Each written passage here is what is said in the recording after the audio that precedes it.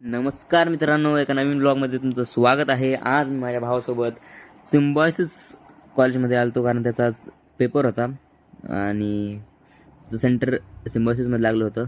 त्याला भाऊला म्हणलं तू जा इथूनच. तो म्हणलं तू फक्त चालायचं काम कर आतमध्ये माझ्यासोबत. बरं म्हणलं भाऊ चल जाऊया. कॉलेज आतून मोठं होतं खूप, त्याला आवडलं तर त्यांनी खूप फोटो काढले. त्याला म्हणलं बास कर, पेपर द्यायचा आहे भाऊ आपल्याला. ते म्हणलं अरे हा चल लवकर पेपर देऊ, बघू कुठे सेंटर, कुठे काय पेपर कुठं द्यायचा आहे. त्याला म्हणलं हा चल भाऊ लवकर. गेलोत लवकर.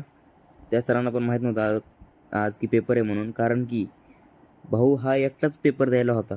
सरांना विचारलं सर पेपर द्यायला बाकीचे जण नाही आहेत का? ते म्हणलं सर म्हणले नाही आहेत रे, नाही आहेत. बापरे म्हणलं अरे हा चांगलाच अडकला आहे म्हणलं देईल का नाही काय माहिती हा पेपर चांगला.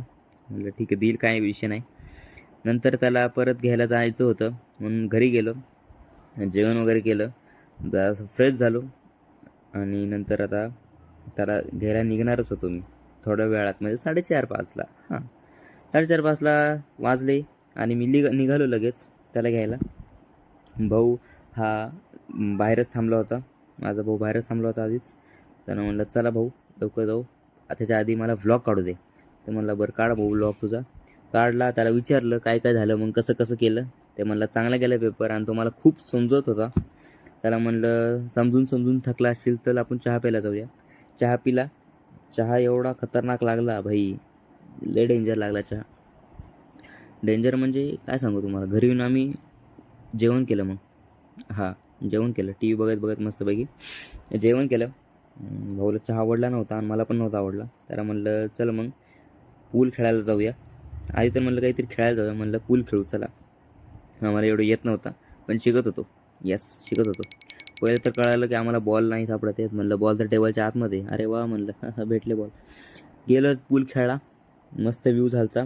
आम्ही गेलतो 5-6ला गेलतो, 7-8 वाजले होते. बाई म्हणलं लवकर चला खेळून जाऊया लवकर. मग खेळ झालं सगळं. मग लगेच घरी गेलो तर आम्हाला उद्या बाहेर जायचं होतं म्हणून मी घरी जाऊन कपडे वगैरे घेतले. उद्यासाठी तुम्ही स्टे ट्यून्ड राहा, कारण की उद्या आमचा ब्लॉग वेगळा असणार आहे. आम्ही कुठेतरी बाहेर फिरायला जातो आहे म्हणून. ओके सर, हा आमचा दिवस झाला. त्याचा भावाचा पेपर मस्त गेला. Thank you for watching. Bye bye.